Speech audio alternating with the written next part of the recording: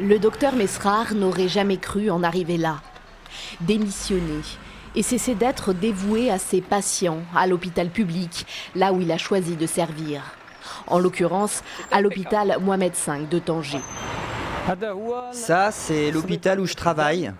On voudrait ni démission, ni grève, mais que tout fonctionne. Que les malades viennent et trouvent un médecin, que le matériel soit là, une radio, un scanner, une IRM, que tout se passe bien, sans problème. Depuis lundi, il reste à la maison. Les journées sont longues et il culpabilise. Il fait partie du millier de médecins marocains du secteur public à avoir collectivement démissionné. Un praticien sur 8. Une hécatombe.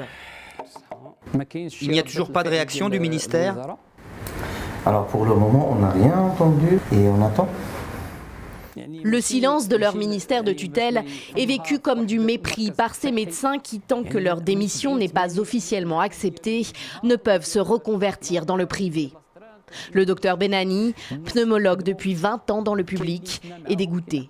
Les médecins fragiles font des dépressions, ont des problèmes sociaux, ont besoin d'argent, ont besoin de motivation pour continuer.